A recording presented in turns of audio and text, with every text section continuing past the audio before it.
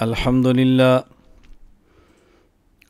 لله نحمده ونستعينه ونستغفره ونؤمن به ونتوكل عليه ونعوذ بالله من شرور أنفسنا ومن سيئات أعمالنا من يهده الله فلا مضل له ومن يضلل فلا هادي له ونشهد أن لا إله إلا الله وحده لا شريك له ونشهد أن سيدنا ومولانا محمدا عبده ورسوله أما بعد فأعوذ بالله من الشيطان الرجيم بسم الله الرحمن الرحيم فاعلم أنه لا إله إلا الله وقال الله تبارك وتعالى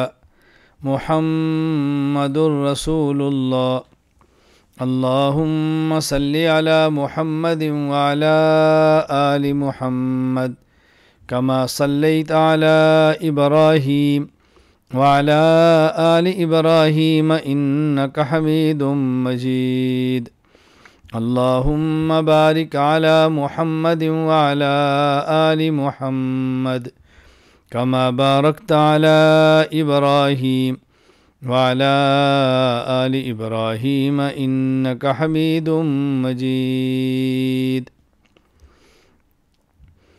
حضور آئے تو سر آفرینش پا گئی دنیا، حضور آئے تو سر آفرینش پا گئی دنیا، اندھیروں سے نکل کر روشنی میں آ گئی دنیا، بجھے چہروں کا زنگ اترا ستے چہروں پہ نور آیا، بجھے چہروں کا زنگ اترا ستے چہروں پہ نور آیا، حضور آئے تو انسانوں کو جینے کا شعور آیا۔ معزز قابل صد احترام علماء کرام، ہماری آج کی یہ نشست خالصتاً تربیتی نشست ہے۔ میری آج کی گفتگو کے مخاطبین محض علماء کرام ہیں، گو اس سے استفادہ ہر خاص و عام، ہر مرد و عورت، ہر شخص کر سکتا ہے، لیکن اصل مخاطب علماء ہے۔ مقصد یہ ہے کہ علماء کرام سے کچھ باتیں کر لی جائیں، مذاکرہ کر لیا جائے، ایک دوسرے کے ساتھ افہام و تفہیم کے انداز میں بات کر لی جائے، چونکہ علماء کرام وارثان نبوت ہیں۔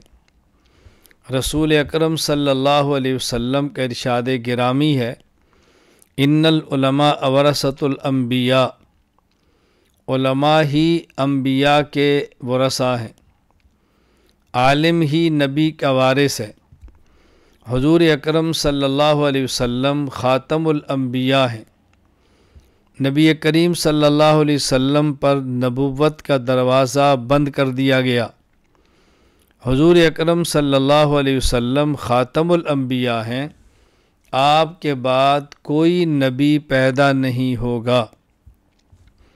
جب ہم یہ حدیث مبارک تلاوت کرتے ہیں، انا خاتم النبیین لا نبی بعدی، تو اس کا ترجمہ ایسا کریں کہ جس سے عقیدہ سمجھ آئے، مسئلہ حل ہو اور کسی مخالف کو اعتراض کرنے کا موقع نہ ملے۔ انا خاتم النبیین لا نبی بعدی، رسول اکرم صلی اللہ علیہ وسلم نے فرمایا میں آخری نبی ہوں، میرے بعد کوئی نبی پیدا نہیں ہوگا۔ علماء ترجمہ پر توجہ دیں۔ جب ہم ترجمہ یہ کریں گے لا نبی یا بعدی، میرے بعد کوئی نبی نہیں آئے گا، تو منکرین ختم نبوت، قائلین اجراء نبوت، قادیانی، مرزائی، یہ مرتدین اور زنادقہ اعتراض کرتے ہیں کہ حضرت عیسیٰ علیہ السلام آئیں گے یا نہیں۔ آپ کہیں گے عیسیٰ علیہ السلام تشریف لائیں گے، وہ کہیں گے آپ تو کہہ رہے تھے نبوت کا دروازہ بند ہے، کوئی نبی نہیں آئے گا، تو عیسیٰ علیہ السلام تو آئیں گے۔ پھر آپ جواب دینے کے لیے کہیں گے عیسیٰ علیہ السلام ہوں گے نبی، لیکن امتی ہونے کی حیثیت سے آئیں گے۔ وہ فوراً کہہ دیتے ہیں کہ مرزا ہے تو امتی لیکن نبی بھی ہے، جس طرح عیسیٰ علیہ السلام نبی ہیں امتی بھی ہیں، یہ امتی بھی ہے نبی بھی ہے۔ تو پھر آپ کے لیے اس اعتراض کا جواب دینا ذرا مشکل ہوتا ہے، ہر آدمی اس کا جواب دے نہیں پاتا۔ ترجمہ ایسا کریں کہ جس پر کوئی اعتراض نہ ہو۔ انا خاتم النبیین لا نبی بعدی، رسول اکرم صلی اللہ علیہ وسلم نے فرمایا میں آخری نبی ہوں، میرے بعد کوئی نبی پیدا نہیں ہوگا۔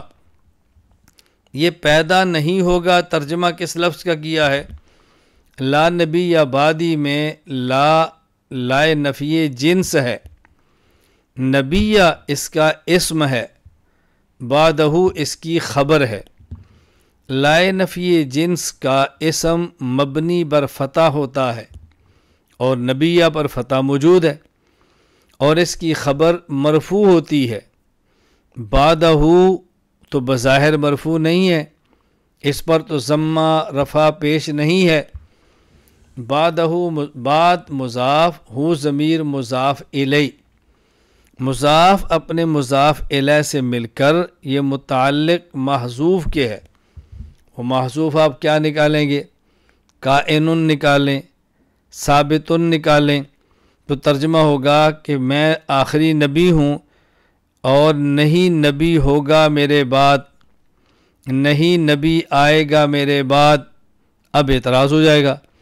اور اگر آپ متعلق بعدہ کا جس کے بعدہ متعلق ہوگا وہ محذوف مولود مان لیں، اب اعتراض نہیں ہوگا۔ لا نبی یا مولود بعدی، میرے بعد کسی نبی کی ولادت نہیں ہوگی۔ حضرت عیسیٰ علیہ السلام کی ولادت نہیں ہوگی، عیسیٰ علیہ السلام پیدا نہیں ہوں گے، بلکہ حضرت عیسیٰ علیہ السلام آسمان سے نازل ہوں گے۔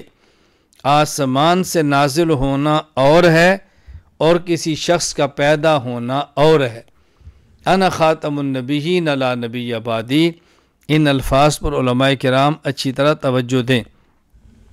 میں یہاں ایک بات اور بھی کہتا چلا جاؤں کہ ہم اہل السنت والجماعت ہیں۔ اہل السنت والجماعت فرقہ ناجیہ ہے، نجات پانے والا فرقہ ہے۔ جب اس پر بطور دلیل کہ آپ حدیث پیش کرتے ہیں کہ رسول اکرم صلی اللہ علیہ وسلم کا ارشاد حضرت عبداللہ بن عمر رضی اللہ عنہ نقل کرتے ہیں کہ آپ نے فرمایا لَيَأْتِيَنَّ عَلَىٰ أُمَّتِي كَمَا أَتَىٰ عَلَىٰ بَنِي إِسْرَائِيلَ حَظْوَ النَّعْلِ بِالنَّعْلِ، میری امت پر وہی حالت آئے گی جو بنی اسرائیل پر آئی، بعین ہی بنی اسرائیل کی طرح نقش قدم پر یہ چلیں گے۔ حتیٰ ان کان منہم من اتی امہ علانیہ لیاتین فی امتی من یصنع ذالک، یہاں تک کہ بنی اسرائیل میں سے اگر کوئی شخص اپنی ماں سے اعلانیہ بدکاری کر چکا ہے تو اس امت میں بھی ایسا بدبخت آئے گا جو اپنی ماں سے اعلانیہ اپنا منہ سیاہ کرے گا۔ وَإِنَّ بَنِي إِسْرَائِيلَ تَفَرَّقَتْ عَلَىٰ سَنَتَيْنِ وَسَبْعِينَ مِلَّةً، بنی اسرائیل 72 فرقوں میں بٹ گئے۔ وَتَفْتَرِقُ أُمَّتِي عَلَىٰ 73 مِلَّةً، میری امت 73 فرقوں میں بٹے گی۔ كُلُّهُمْ فِي النَّارِ إِلَّا مِلَّةً وَاحِدَةً، وہ سب جہنمی ہیں سوائے ایک کے۔ قیل من ہی یا رسول اللہ، پوچھا گیا وہ اللہ کے نبی جنت میں جانے والا کون سا فرقہ ہے؟ فرمایا ما انا علیہ و اصحابی۔ اب اس کا ترجمہ کیا کرنا ہے؟ ما انا علیہ و اصحابی، رسول اللہ صلی اللہ علیہ وسلم بھی اور صحابہ بھی، دونوں کا تذکر آنا چاہیے۔ تو اللہ کے نبی نے فرمایا ما انا علیہ، ہدایت یافتہ اور ناجیہ، جنت میں جانے والا، جہنم سے بچنے والا فرقہ وہ ہوگا ما انا علیہ، جو اس راستے پر ہو جس راستے پر میں ہوں، و اصحابی، اور وہ میرا راستہ کیسے سمجھ آئے گا؟ میرے صحابہ سے۔ معلوم ہوا کہ حدیث پیغمبر کی ہو، حدیث رسول اللہ صلی اللہ علیہ وسلم کی ہو، اور اس کے بعد فہم اور سمجھ وہ پیغمبر پاک صلی اللہ علیہ وسلم کے صحابی کا ہو، یعنی لفظ بھی صحابی سے لیں اور معنی بھی صحابی سے لیں، ہدایت یافتہ ہے۔ لوگ لفظ صحابی سے لے کر معنی وہابی سے لے لیتے ہیں، ہم کہتے ہیں لفظ بھی صحابی سے ہو اور معنی بھی صحابی سے ہو، یہ بات نشین فرما لیں۔ تو رسول اکرم صلی اللہ علیہ وسلم خاتم النبیین ہیں، آپ آخری نبی ہیں، آپ کے بعد کوئی نبی پیدا نہیں ہوگا۔ اب اس کا مطلب اس امت کی رہنمائی علماء کرام کریں گے نبی کے وارث بن کر۔ رسول اکرم صلی اللہ علیہ وسلم فرمائے ان العلماء ورثۃ الانبیاء، عالم نبی کا وارث، علماء انبیاء کے وارث۔ پیغمبر کی وراثت علم ہے، لہذا جس کے پاس علم جتنا زیادہ ہوگا وہی عالم علماء میں اتنا ہی ممتاز ہوگا، اتنا ہی قابل قدر ہوگا، اتنا ہی زیادہ قابل احترام ہوگا۔ تو نبوت کی وراثت علم ہے، اور علماء علم نبوت کے حامل، علم نبوت کے اٹھانے والے، علم نبوت کو لینے والے، علم نبوت کو دینے والے، علم نبوت سمجھنے والے، علم نبوت سمجھانے والے ہیں۔ تو علماء ہی پیغمبر پاک صلی اللہ علیہ وسلم کے وارث ہیں۔ اب علماء کو چاہیے کہ ان کا علم صحیح ہو، علم صحیح ہو تو عمل صحیح ہوتا ہے، اور علم فاسد ہو عمل فاسد ہو جاتا ہے۔ تو علماء کرام کو چاہیے کہ جو علم درسگاہوں میں اپنے اساتذہ سے خالص پڑھا ہے، صحیح لیا ہے، اسی صحیح علم کی روشنی میں آگے امت کو صحیح عمل دیں، امت کی صحیح رہنمائی کریں۔ اب امت کی رہنمائی تو آپ نے کرنی ہے، اذان بھی دینی ہے، نماز بھی پڑھانی ہے، جمعے کا خطبہ بھی دینا ہے، درس و تدریس بھی کرنی ہے، خانقاہ میں تزکیہ بھی کرنا ہے، اللہ اللہ کی آواز بھی لگانی ہے، امت کو دین کی طرف بلا کر دعوت بھی دینی ہے، جو دین پہ لگے ہیں مذاکرہ کر کے ان کے اندر وعظ و نصیحت کا ماحول کر کے ان کو مزید مستحکم بھی کرنا ہے۔ یہ سب کام علماء کرام کے ذمے ضروری اور لازم ہیں، یہ سب کام علماء کرام نے کرنے ہیں۔ کسی عالم کو اللہ توفیق عطا فرمائے، عالم بھی ہو، وہ عالم مدرس بھی ہو، مقرر بھی ہو، مصنف بھی ہو، مناظر بھی ہو، خانقاہ کا پیر بھی ہو، اپنی جماعت کا امیر بھی ہو، مجاہد بھی ہو، اسیر بھی ہو، ساری صفات یکجا آ جائیں یہ تو کوئی ہوگا، لیکن اگر ساری صفات یکجا ایک میں نہ ہوں تو جس عالم کو جو اللہ نے صلاحیت عطا فرمائی ہے اس صلاحیت کو استعمال کرتے ہوئے دین کی خدمت کرے، اور جو صلاحیت اس میں نہیں وہ دوسرا عالم کام کرتا ہے، یہ اس کا معاون بنے، اس کو برداشت کرے، اس کے لیے دعا کرے، اللہ تعالیٰ اس کو بھی ترقیات عطا فرما دیں گے۔ تو علماء کرام کو چاہیے علم صحیح کی روشنی میں امت کی رہنمائی کریں۔ اب امت کی جو رہنمائی کرنی ہے، امت کو جو بات سمجھانی ہے، قرآن کریم کے الفاظ بھی سمجھانے ہیں اور حدیث پاک بھی سمجھانی ہے، قرآن کریم کا ترجمہ بھی ہے، مطالب بھی ہیں، تفسیر بھی ہے، سب کچھ بیان کرنے۔ تو عالم معمول کے مطابق مسجد میں ماحول بنا کر درس قرآن دے، ماحول بنا کر درس قرآن دے، ماحول بنائے اس کا، درس حدیث دیں، درس فقہ دیں۔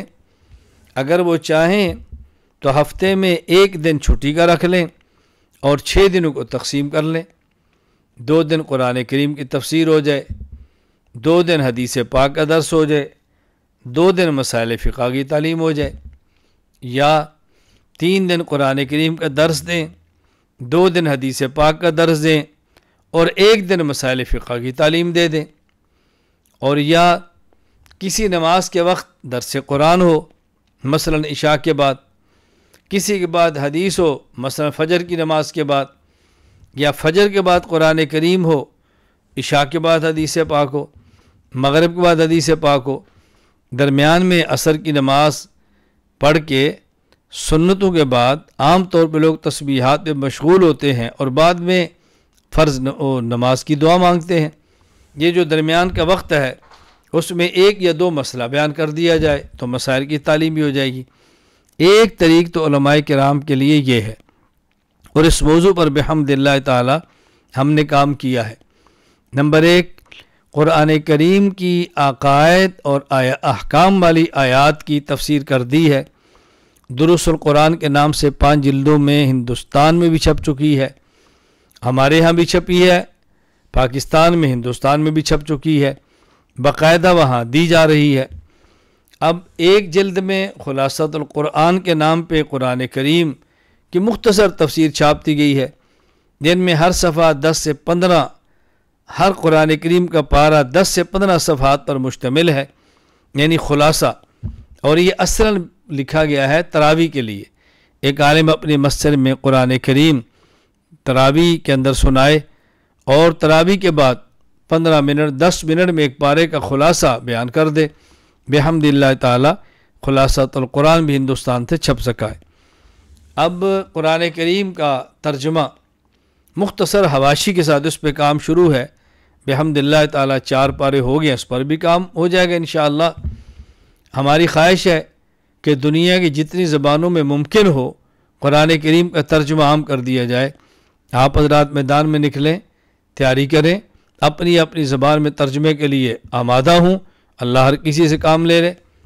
چوتھا، ہمارا ارادہ ہے انشاءاللہ ایک ایک آیت کی تفسیر قرآن کریم کے مکمل، دعا فرمائے اللہ فرصت عطا فرمائے اور وہ تفسیر بھی شروع ہو اور یہ چوتھا کام بھی مکمل ہو جائے۔ میں عرض کر رہا تھا کہ علماء کرام کو چاہیے درس قرآن کا ماحول بنائیں، درس حدیث کا ماحول بنائیں۔ حدیث پاک کے درس کے حوالے سے دروس الحدیث جلد نمبر 1 یہ میری چھپ چکی ہے، دروس الحدیث جلد نمبر 2 آخری مراحل میں، اس میں مشکات شریف کی کتاب الفتن پڑھائی گئی ہے۔ اس کے بعد تیسری جلد دروس الحدیث وہ آ جائے گی، اس کی بنیاد صحیح بخاری شریف سے اہل باطل نے جو مستدلات لیے، جن احادیث سے استدلال کرتے ہوئے غلط مطلب بیان کیا، ان کا صحیح معنی بیان کر کے اہل باطل کو جواب دیا گیا ہے۔ اور ہفتہ میں ایک دن آن لائن دورہ حدیث کے طلباء کو میں ایک دن سبق پڑھاتا ہوں اور اس عنوان پہ بات بھی کرتا ہوں۔ بحمد اللہ تعالی ایک وقت آئے گا کہ یہ بھی چھپ کر آپ کی خدمت میں آ جائے گی۔ شمائل ترمذی، حضرت امام ترمذی رحمہ اللہ نے تصنیف فرمائی ہے اور 410 کے لگ بھگ احادیث ہے اس کے اندر۔ اس کا خلاصہ زبدۃ الشمائل کے نام سے ہم نے بنا دیا ہے۔ کیوں؟ تاکہ مساجد میں علماء تعلیم کرانا چاہیں تو زبدۃ الشمائل کی یومیہ کی بنیاد پہ مختصر تعلیم کرا سکتے ہیں۔ کسی ایک نماز کے وقت مختصر پڑھ کے سنا دیں، بحمد اللہ تعالی ہمارے یہاں چھپ چکی ہے، اور ان قریب ہندوستان سے بھی انشاءاللہ زبدۃ الشمائل چھپ کر منظر عام پہ آ جائے گی۔ میں نے یہ مختصر سی بات کی ہے۔ اسی طرح الحمدللہ اللہ تعالیٰ کے فضل و کرم سے فقہ کے اوپر بھی کام جاری ہے، اور فقہ المعاملات آ چکی ہے، فقہ کی کتابیں تیار کی جا رہی ہیں، آسان لفظوں میں کورسز مرتب کیے جا رہے ہیں، اور عقائد کے حوالے سے مستقل کتاب العقائد تحریر کر دی گئی ہے۔ نظر ثانی کے بعد انشاءاللہ وہ بھی آپ کی خدمت کے اندر آ جائے گی۔ میرا مقصد یہ ہے علماء کرام نمبر 1 اپنی مساجد میں ان چیزوں کا اہتمام کریں۔ نمبر 2 بہت سارے علماء جمعے کا خطبہ دیتے ہیں، ان علماء کرام کو چاہیے کہ ہر جمعے کو نیا خطبہ، نیا عنوان ہم آپ کی خدمت میں پیش کرتے ہیں۔ اصلاً وہ حضرات جو مجھ سے بیعت ہیں ان کے لیے وعظ و نصیحت کے نام پر ہفتہ میں ایک مرتبہ ایک مضمون تحریر کر کے بھجوا دیا جاتا ہے، اور ہم کوشش کرتے ہیں کہ منگل تک وہ مضمون پہنچ جائے تاکہ دیگر حضرات کسی اور زبان میں ترجمہ کرنا چاہیں تو بدھ کو ترجمہ کر سکیں، جمعرات کو عام کریں تاکہ ہر عالم کے ہاتھ کے اندر وعظ و نصیحت کے نام پر ایک نیا مضمون ہفتہ واری آئے اور دلائل کے ساتھ نیا مضمون اپنی مسجد میں جمعہ کے روز بیان کرے۔ اس میں دلائل بھی ہیں، اعتدال بھی ہے، اللہ تعالیٰ اخلاص بھی عطا فرمائے، اور اپنے اکابر کے منہج کے مطابق تحریرات ہیں، وہ مطالعہ فرمائیں گے تو آپ کو انشاءاللہ خود بخود اندازہ ہو جائے گا انشاءاللہ العزیز۔ میں عرض یہ کر رہا تھا کہ علماء کرام نے جو کام کرنے ہیں، نماز پڑھانی ہے، درس دینے ہیں، جمعے کا خطبہ دینا ہے، یہ علماء کرام کے ذمے ہے۔ پھر ایک اہم چیز جو اس وقت میں آپ کی خدمت میں پیش کرنا چاہتا ہوں وہ یہ کہ مخصوص مہینوں میں اور اس کے مخصوص دنوں میں عام طور پر عوام میں کچھ باتیں چل پڑی ہیں اور ہم نے اس کو سنبھالنا ہے، وہاں بیانات کا طرز اختیار کرنا ہے۔ مثلا محرم میں مجالس ہوتی ہیں، ہم محرم میں اپنے بیانات کے جلسے رکھیں۔ محرم کے موقع پر میں عرض کروں گا کیا بیان کرنا چاہیے۔ رمضان قریب آ رہا ہے، رمضان سے پہلے بیانات ہوں، رمضان شروع ہو گیا ہے، ختم قرآن پر بیانات ہوتے ہیں تو کیا بیان کریں، اسی طرح عیدین کے موقع پر کیا بیان کریں۔ یہ علماء کی ذمہ داری ہے عوام میں جانا، اجتماعات کرنے اور بیانات کرنے، اور اس کے لیے اس کی انتظار نہ کریں کوئی بلائے تو جائیں، کوئی اشتہار چھاپے تو جائیں، کوئی کرایہ دے تو جائیں، نہیں۔ کوئی اشتہار چھاپ لیتا ہے الحمدللہ، کرایہ دیتا ہے الحمدللہ، دعوت دے کے بلاتا ہے تو ان کا احسان ہے۔ اصل تو ہم نے خود ہر کسی کے پاس جانا ہے تاکہ اپنی بات سمجھائیں، تاکہ اپنی بات بیان کریں، تاکہ امت کا رخ ٹھیک ہو۔ تو اس حوالے سے ابھی ربیع الاول آ رہا ہے، کیا ربیع الاول شروع ہے، بیانات کے سلسلے جاری ہیں۔ ربیع الاول کے حوالے سے میں علماء کرام کی خدمت میں گزارش کروں گا عنوانات جو قائم کریں، مثلا سیرت النبی صلی اللہ علیہ وسلم یہ عنوان چلتا ہے۔ اگر سیرت النبی کے نام پر جلسہ کرنا ہو تو اس کی بجائے سیرت خاتم الانبیاء کے نام پہ کر لیں، چونکہ رسول اکرم صلی اللہ علیہ وسلم صرف نبی ہی نہیں خاتم الانبیاء ہیں۔ سیرت امام الانبیاء کے نام پہ کر لیں، آپ صرف نبی ہی نہیں امام الانبیاء ہیں۔ آپ سیرت نبی الانبیاء کے نام پہ کریں، آپ صرف نبی ہی نہیں نبی الانبیاء ہیں۔ سیرت سید الانبیاء کے نام پہ کریں، آپ صرف نبی نہیں بلکہ سید الانبیاء ہیں۔ ہمارا اہل السنت والجماعت احناف دیوبند کا عقیدہ ہے کہ ہمارے پیغمبر پاک صلی اللہ علیہ وسلم نبی ہی نہیں نبی الانبیاء ہیں، صرف نبی ہی نہیں سید الانبیاء ہیں، صرف نبی ہی نہیں امام الانبیاء ہیں، صرف نبی ہی نہیں خاتم الانبیاء ہیں۔ اس پر مستقل میرے بیانات موجود ہیں۔ نبی الانبیاء کا معنی کیا ہے، امام الانبیاء کا معنی کیا ہے، سید الانبیاء کا معنی کیا ہے، خاتم الانبیاء کا معنی کیا ہے۔ بہرحال اہل السنت والجماعت احناف دیوبند کا عقیدہ ہے ہمارے پیغمبر پاک صلی اللہ علیہ وسلم صرف نبی ہی نہیں نبی الانبیاء ہیں، صرف نبی ہی نہیں سید الانبیاء ہیں، صرف نبی ہی نہیں امام الانبیاء ہیں، صرف نبی ہی نہیں خاتم الانبیاء ہیں صلی اللہ علیہ وسلم۔ ہم اس طرح عوام میں بیان کریں اور اس عنوان پہ جلسے کریں۔ اور ایک طرز یہ ہے کہ ربیع الاول میں عنوان قائم کریں تعلیمات پیغمبر صلی اللہ علیہ وسلم، تعلیمات پیغمبر صلی اللہ علیہ وسلم، یعنی لوگوں کو بتایا جائے ہمارے پیغمبر پاک کی تعلیمات کیا ہیں۔ لقد کان لکم فی رسول اللہ اسوۃ حسنہ، ہمارے پیغمبر پاک صلی اللہ علیہ وسلم کی تعلیمات کیا ہیں، حضور کی تعلیمات کا خلاصہ کیا ہے۔ ہم تعلیمات پیغمبر کے نام پہ سیمینار کریں، کانفرنسیں کریں، جلسے کریں، اہتمام کریں، اس کا کوشش کریں۔ ہر عالم اپنی مسجد میں، ضروری نہیں باہر سے خطیب بلائیں، ضروری نہیں بڑا اشتہار چھاپیں، ضروری نہیں کھانے کا اہتمام کریں، مختصر کریں لیکن کریں۔ آپ کیا مسجد نہیں اپنے گھر میں کریں، اپنے 10 افراد کو بلا کر کریں، اہتمام کریں اور ماحول بنائیں۔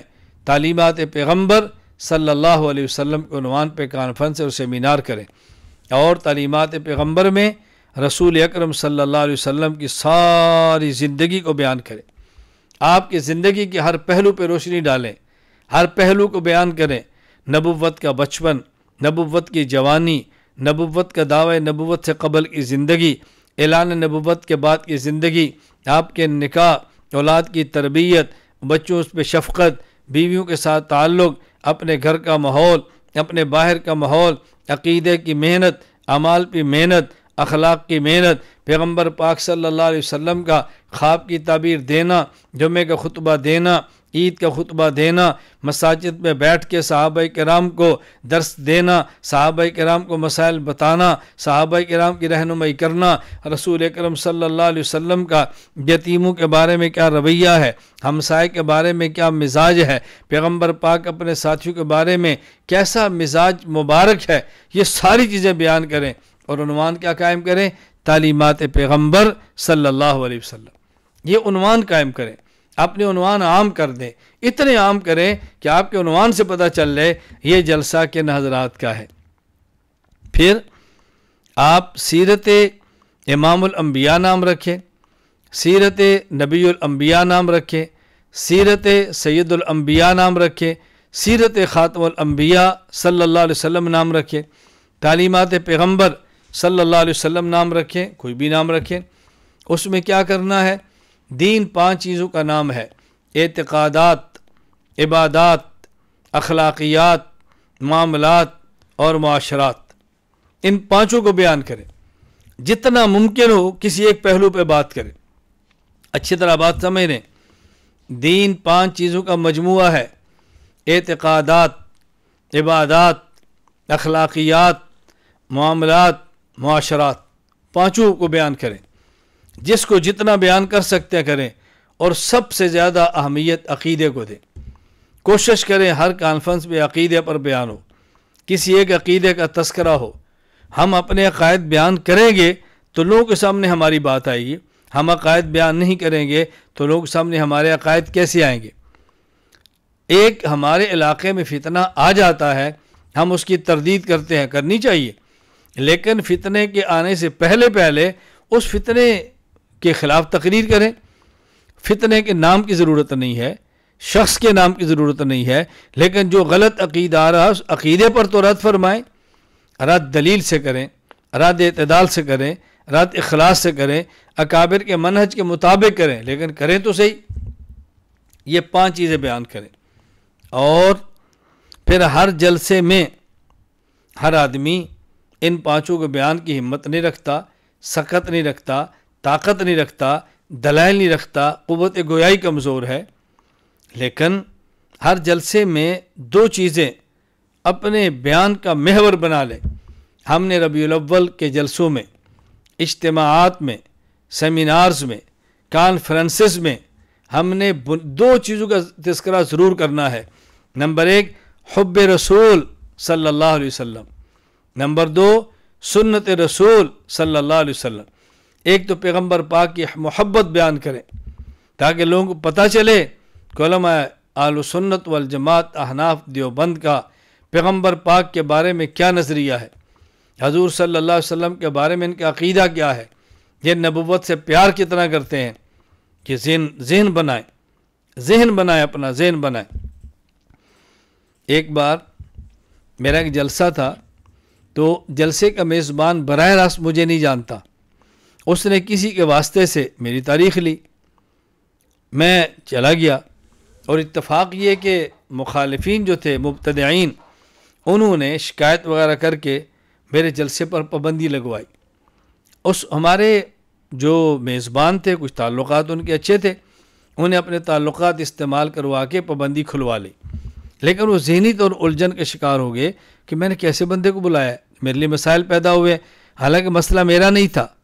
اہل بدعت جانتے تھے کہ ان کے آنے سے فضا بدلنی ہے، لوگ اہل سنت بنیں گے، بدعت کو چھوڑیں گے، باطل کو چھوڑیں گے، حق کے اوپر آئیں گے، تو یہ سارے ہاتھ گنڈے ہوتے ہیں۔ خیر میں وہاں چلا گیا، اللہ کی شان مجھے بخار سخت تھا اور سردی لگ رہی تھی۔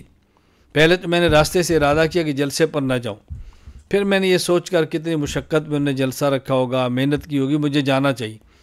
میں نے وہاں جاتے ہی میزبان کو انہیں جی بلاؤ، میزبان تشریف لے آئے۔ میں نے کہا مجھے یہ تکلیف ہے، تو مجھے اس کے لیے دوائی مل سکتی ہے۔ تو ان نے مجھے ایک پڑیا لا کر دی کہ آپ اس کو کھا لیں۔ میں نے کہا ذرا آپ میرا چیک اپ کرا دوں۔ نے کہا میں خود حکیم ہوں، نبض دیکھی کہ یہ بہترین پڑی، اسی کو استعمال کریں۔ میں محسوس کر گیا کہ ان کو مجھ سے عقیدت نہیں، کسی پریشانی کے شکار ہیں۔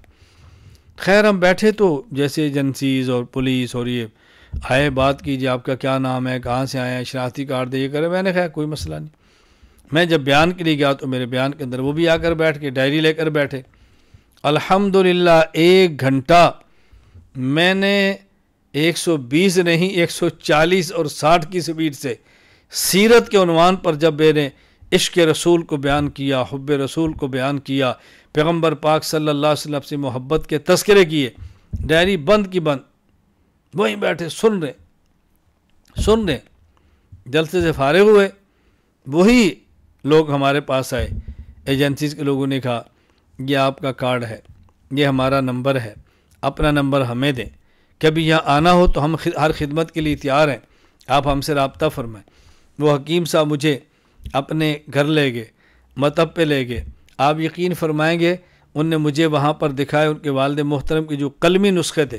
کہا میرا والد فلاں ہے، میرا دادا فلاں ہے، ہم خاندانی حکیم ہیں، مولانا میں آپ کو ایک بنا ہوا معجون دینے لگا ہوں جو صدری نسخہ ہے، 100 سال گزر گیا، ہمارے آباء و اجداد سے آ رہا ہے، میں یہ آپ کی خدمت میں پیش کرتا ہوں۔ یہ جسم کے لیے نہایت مقوی اور طاقت والا ہے، آپ اس کے استعمال فرمائیں۔ اور مجھے کہنے لگے یہ اگلے سال آپ تاریخ دیں گے تو میں آئندہ سال پھر آپ کو پیش کروں گا، تاریخ نہیں دیں گے تو پھر نہیں پیش کروں گا۔ ماحول بدل گیا، فضا تبدیل ہوگی۔ کیوں؟ ہم نے حب رسول صلی اللہ علیہ وسلم کو بیان کیا، حب رسول صلی اللہ علیہ وسلم کو بیان کیا۔ تو یہ بات یاد رکھیں، پروپیگنڈا ہے ہمارے خلاف، گستاخ ہے، پروپیگنڈا ہے ہمارے خلاف، عمل بالحدیث نہیں، پروپیگنڈا ہمارے خلاف، قرآن فہمی نہیں۔ اس پروپیگنڈے کو زبان سے نہیں عمل سے توڑیں، قرآن بیان کریں، حدیث پاک بیان کریں، پیغمبر پاک صلی اللہ علیہ وسلم کی محبت کا تذکرہ کریں۔ یہ بنیادی چیز ہے۔ رسول اکرم صلی اللہ علیہ وسلم کی محبت کے چرچے، حب رسول صلی اللہ علیہ وسلم بیان کریں۔ نمبر 2، سنت رسول صلی اللہ علیہ وسلم بیان کریں کہ پیغمبر پاک کی کھانے کی سنت، پینے کی سنت، گھر آنے کی سنت، گھر سے جانے کی سنت، آپ صلی اللہ علیہ وسلم کی سنتیں کیا ہیں، بازار جانے کی سنت، آپ کا مبارک طریقہ کیا ہے، بیت الخلاء جانے کی سنت۔ ہم عام طور پر بڑے بڑے اجتماعات میں رسول اکرم صلی اللہ علیہ وسلم کی مبارک سنتوں کا یوں تذکرہ کرتے ہوئے عجیب سا خود محسوس کرتے ہیں۔ ہم علمی بیان کر لیں گے، دلائل سے بیان کر لیں گے، اور سنت کو بیان کرتے ہوئے عجیب لگتا ہے۔ حالانکہ اجتماعات میں پیغمبر پاک کی سنتیں بیان کریں کہ رسول اللہ صلی اللہ علیہ وسلم کی مبارک سنت یوں ہے، کھانے کی سنت، پینے کی سنت۔ اس کے لیے آپ زبدۃ الشمائل اپنے مطالعے میں رکھ لیں، آپ اس کو دیکھیں، اس میں رسول اللہ صلی اللہ علیہ وسلم کی مبارک سنتوں کو جمع کیا گیا ہے، مطالعہ فرمائیں اور بیان کریں۔ اپنے اجتماعات میں حب رسول صلی اللہ علیہ وسلم، سنت رسول صلی اللہ علیہ وسلم، ان کو اپنے بیان کا محور بنائیں بطور خاص ربیع الاول میں۔ اور پھر حب رسول، سنت رسول بیان کرتے ہوئے اکابر اہل سنت والجماعت، احناف، دیوبند علماء کا تذکرہ کریں۔ اب آپ اس میں ذکر کریں قاسم العلوم والخیرات، بانی دارالعلوم دیوبند مولانا محمد قاسم نانوتوی کا۔ آپ اس میں تذکرہ کریں شیخ الہند مولانا محمود حسن دیوبندی کا۔ آپ اس میں تذکرہ کریں شیخ الاسلام، شیخ العرب والعجم سید حسین احمد مدنی کا۔ آپ اس میں تذکرہ کریں حکیم الامت مجدد الملت حضرت مولانا محمد اشرف علی تھانوی کا۔ آپ اس میں تذکرہ فرمائیں بانی تبلیغی جماعت مبلغ اسلام حضرت مولانا محمد الیاس کا۔ آپ اس میں تذکرہ کریں مفتی ہند مفتی کفایت اللہ دہلوی کا۔ آپ اس میں تذکرہ کریں خاتم المحدثین علامہ محمد انور شاہ کشمیری کا۔ آپ اس میں تذکرہ کریں حضرت زبدۃ المحدثین حضرت مولانا خلیل احمد سہارنپوری کا۔ آپ اس میں تذکرہ کریں شیخ الحدیث حضرت مولانا محمد زکریہ کاندلوی رحمہ اللہ کا۔ آپ تذکرہ کریں اپنے اکابر کا، اور جھجکے نہیں، بہت سارے لوگ کہتے ہیں جی او محسوس کریں گے، محسوس کیا کریں گے؟ آپ بیان فرمائیں گے تو اکابر کی زندگی سامنے آئے گی۔ آپ نے کبھی میرے بیانات کو سنا ہو تو میں بڑے بڑے اجتماعات میں بیان کا آغاز یہاں سے کرتا ہوں، اہل السنت والجماعت احناف دیوبند سے تعلق رکھنے والے نوجوان دوستوں اور بزرگوں، اور پھر میں اس کی وضاحت کرتا ہوں کہ میں نے اہل السنت والجماعت احناف دیوبند کا نام 2 وجہ سے لیا ہے۔ نمبر 1، میرے سامع کو پتہ چلے میں کون ہوں، غلط فہمی کے اندر نہ رہے۔ نمبر 2، ہمارے سامع کو پتہ چلے کہ دیوبند والے کون ہیں، میں کون ہوں، اور یہ پتہ چلے کہ دیوبند والے کون ہیں، سب بات کھل جائے، اور یہ ذہن بنائیں کہ میرے مخاطب کون ہیں، میں ان سے بات کر رہا ہوں، میں ان سے بات کر رہا ہوں۔ کوئی یہ نہ سمجھے کہ ہمارے خلاف بات ہو رہی ہے۔ میں کہتا ہوں بھائی آپ سر پہ ٹوپی پہن کے رکھیں، پگڑی باندھ کے رکھیں۔ ایک بندہ کہتا ہے او جی ننگے سر کے خلاف تقریر کر دی، میں نے کہا نہیں، میں تو اپنی بات کہتا ہوں، میں پگڑی کیوں باندھتا ہوں، تمہارے خلاف تقریر نہیں کی۔ میں سفید کپڑے کیوں پہنتا ہوں، میں نے نیلے اور پیلے، سرخ اور سیاہ کپڑے خلاف تو تقریر نہیں کر رہا۔ میں 20 رکعت تراویح کیوں پڑھتا ہوں، میں اتوار کے خلاف تقریر نہیں کر رہا، میں تو اپنا عمل بتا رہا ہوں کہ میں کون ہوں، اس میں آپ کو الجھن کیا ہے؟ تو اس انداز میں اپنے عقائد اور اپنے اعمال کو بیان کرنا ہے، لیکن اپنے اکابر کا تذکرہ کریں۔ ایک مرتبہ کراچی کی ایک بہت بڑی مسجد تھی، تو کچھ دوستوں نے محنت کر کے وقت لیا، جلسہ رکھا۔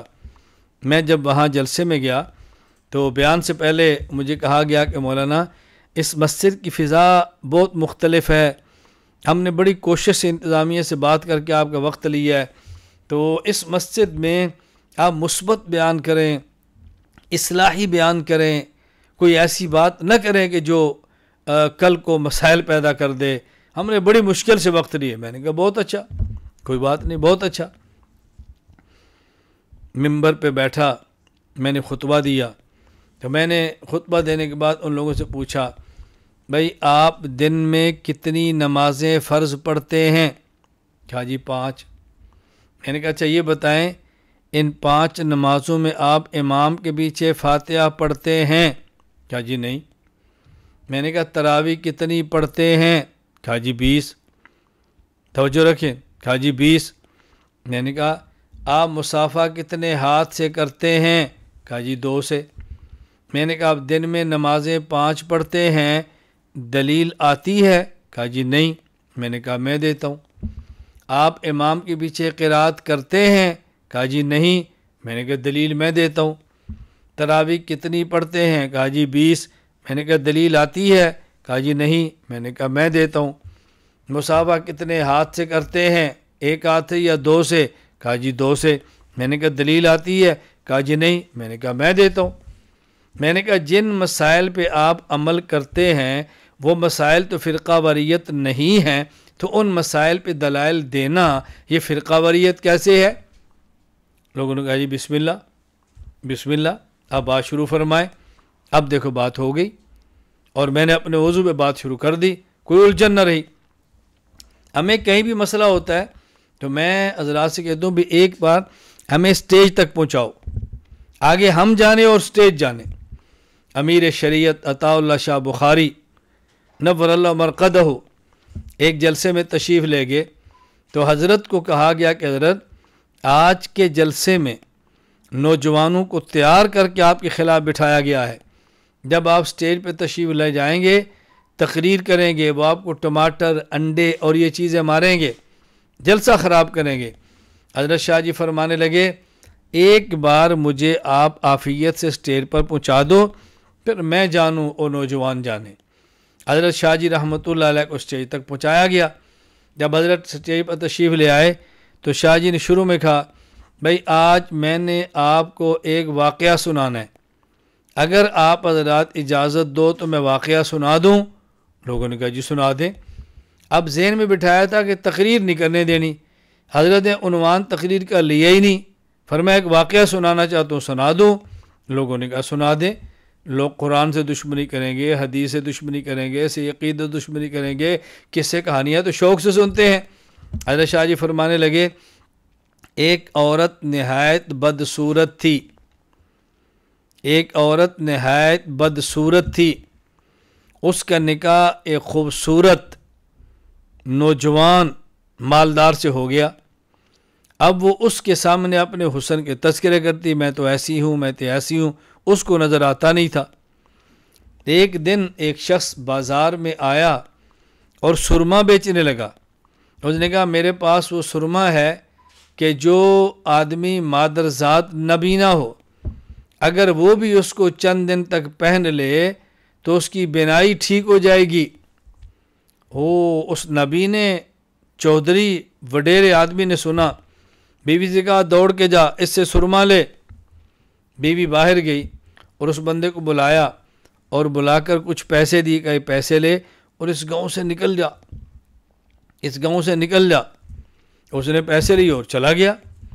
تو اس کے شوہر نے کہا وہ سرما، اس نے کہا خوش بخت اور نیک بخت آدمی، کوئی ایسا سرما بھی ہے کہ مادر ذات بندہ نبینا ہو اور اس کو 2 سلائی لگاؤ تو سرما ٹھیک ہو جائے؟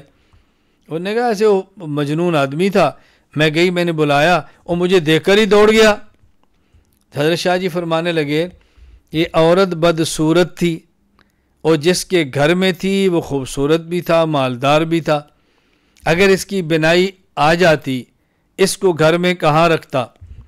شاہ جی فرمانے لگے دیکھو تم خوبصورت ہو، ایمان کی دولت والے ہو، اور تمہارے گھر میں آیا ہے انگریز، یہ بد فطرت، بد چلن، بد شکل ہے، اور میں آیا ہوں تمہارے پاس سرما لے کے، بھئی اگر تم اجازت دو تو میں سرمے کی 2 سلائیاں ڈال دوں، اور ان کو پتہ ہے اگر امیر شریعت کا سرما انہوں نے ڈال دیا تو مجھے کون رہنے دے گا، اس لیے آپ کا ذہن بنایا گیا ہے کہ اس کو سرما نہ بیچنے دو، اگر تم اجازت دو تو میں 2 سلائی سرمے کی دے دوں۔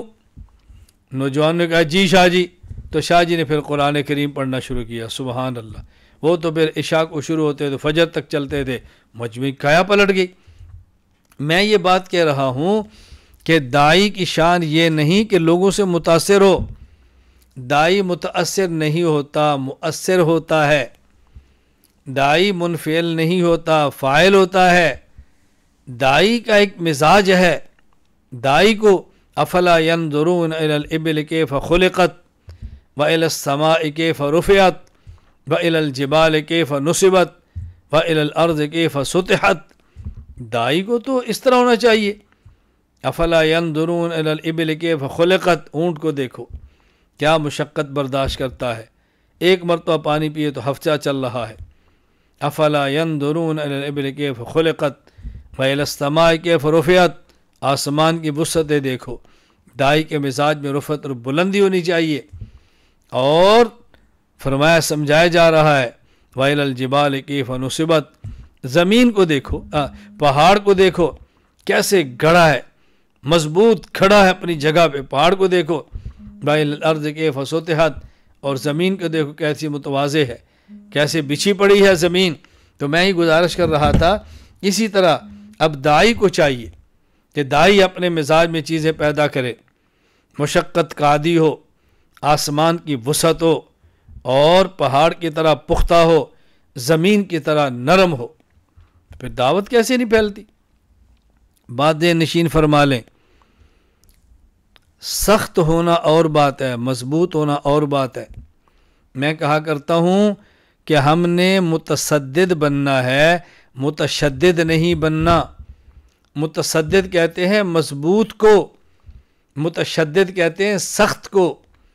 ایک ہے لوہے کا زنجیر، ایک ہے ریشم کا رسہ۔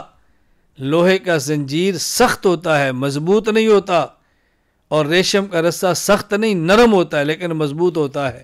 لوہے کے زنجیر نہ بنو، ریشم کے رسے بنو۔ تو اپنے اکابر کا تذکرہ کرو، ہمارے اکابرین کون تھے، ہمارے مشائخ کون تھے، تذکرہ کرو۔ آپ تذکرہ کرو گے تو آئندہ نسلوں میں آپ کے اکابر آئیں گے، آئندہ نسلوں میں آپ کے بزرگ آئیں گے، آئندہ نسلوں میں آپ کے مشائخ آئیں گے، اپنے تمام حلقے کو اپنے اکابر کے ساتھ جوڑو۔ تو کانفرنس کے اندر حب رسول پہ زور دو صلی اللہ علیہ وسلم، سنت رسول پہ زور دو صلی اللہ علیہ وسلم، پھر اپنے اکابر کی زندگی بیان کرو۔ حضرت قاسم نانوتوی رحمۃ اللہ علیہ کہ انگریز نے وارنٹ جاری کیے گرفتاری کے، حضرت 3 دن تک روپوش رہے اور 3 دن کے بعد باہر آ گئے۔ فرمایا میں جو 3 دن روپوش رہا تو ڈر کے نہیں، رسول اکرم صلی اللہ علیہ وسلم مبارک سنت ہے کہ جب اہل مکہ نے آپ کے وارنٹ جاری کیے، آپ صدیق کو لے کر گئے تو 3 دن تک غار کے اندر روپوش رہے تھے، میں سنت سمجھ کر روپوش رہا ہوں، ڈر کی وجہ سے نہیں رہا۔ تو جو اپنے اکابر کے تذکرے کرو، سبحان اللہ، اپنے اکابر کا ذکر کرو، پھر آپ دیکھیں فضا کیسے بدلتی ہے۔ تو میں عرض کر رہا تھا اس کا بہت زیادہ خیال فرمائیں۔ اور پھر کانفرنس کے اختتام پر، جلسے کے اختتام پر لوگوں کو مدارس سے جوڑو، دینی مدارس کی ترغیب دو، مدارس کی خوبیاں بیان کرو، مدارس کے فضائل بیان کرو، علماء کی منقبت بیان کرو، اور لوگوں کو ترغیب دو، اپنے بچے مدارس کو دو، اپنے اموال مدارس کو دو، اولاد اور اموال دونوں چیزیں مدارس کو دو۔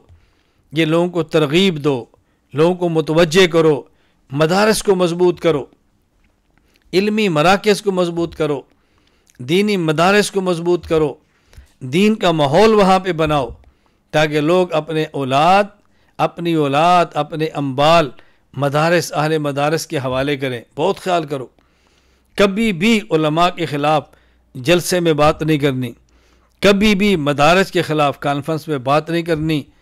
یہ رسول اللہ صلی اللہ علیہ وسلم کے 1500 سال بعد کے لوگ ہیں، کسی میں کمزوری ہوگی، کسی میں کوتاہی ہوگی، کسی مدرسے میں کچھ نظم کے اندر کمزوری ہوگی، اس کے تذکرے اسٹیج پہ مت کرو، عوام میں مت کرو، آپس میں کرو، اصلاح کے لیے کرو، بزرگوں سے بات کرو، مذاکرے کرو، لیکن تبصرے مت کرو، اسٹیج میں ایسی باتیں مت کرو، جلسوں پہ ایسی باتیں مت کرو، کانفرنسوں میں ایسی باتیں مت کرو۔ اس کا اہتمام کرنا از حد ضروری ہے، اس کا خیال کرنا بہت ضروری ہے۔ کانفرنس کے اختتام پر لوگوں کو مدارس کے ساتھ جوڑو، ترغیب دو، ذہن سازی کرو۔ تو میں نے چند ایک باتیں آپ حضرات کی خدمت میں عرض کی ہیں، یہ چیزیں ہم اگر اس کا اہتمام کریں گے تو انشاءاللہ العزیز بہت زیادہ فائدہ ہوگا، بہت زیادہ نفع ہوگا۔ میں خلاصہ عرض کر دیتا ہوں۔ نمبر 1، کوشش کریں اپنی کانفرنس کا عنوان رکھیں تعلیمات پیغمبر صلی اللہ علیہ وسلم، وگرنہ سیرت نبی الانبیاء، سیرت سید الانبیاء، سیرت امام الانبیاء، سیرت خاتم الانبیاء صلی اللہ علیہ وسلم۔ اور اس میں 5 چیزیں ترتیب سے بیان کرو: اعتقادات، عبادات، اخلاقیات، معاملات، معاشرات، اور بطور خاص 2 چیزوں کا تذکرہ کرو: حب رسول صلی اللہ علیہ وسلم، سنت رسول صلی اللہ علیہ وسلم، اور اس میں اپنے علماء کرام، اپنے اکابر، اپنے مشائخ کا تذکرہ کریں، اور آخر میں مدارس کی طرف توجہ دلائیں۔ بچے مدرسوں میں داخل، اپنے اموال مدرسوں کو دو، بس یہ ماحول بنائے، ماحول انشاءاللہ بہت نفع ہوگا۔ اللہ تعالیٰ مجھے اور آپ سب کو سنت کے مطابق اپنی زندگی گزارنے کی توفیق عطا فرمائے۔ وآخر دعوانا ان الحمدللہ رب العالمین۔ کون تھے؟ اچھا، اگر آپ حضرات میں سے کسی نے کوئی ضروری سوال کرنا ہو تو کر لیں، کوئی ضروری بات پوچھنی ہو تو پوچھ لیں۔ میں دعا کرا دیتا ہوں، پہلے دعا کر لیتے ہیں، پھر جو حضرات جانا چاہیں چلے جائیں، اپنی مصروفیات کا خیال رکھیں، اور کوئی بات پوچھنا چاہے تو پوچھ لیں۔ الحمدللہ رب العالمین، والصلاة والسلام علی رسولہ وعلی آلہ وصحابہ اجمعین۔ ربنا ظلمنا انفسنا وان لم تغفر لنا وترحمنا لنکونن من الخاسرین۔ ربنا لا تزغ قلوبنا بعد اذ ہدیتنا وہب لنا من لدنک رحمہ انک انت الوہاب۔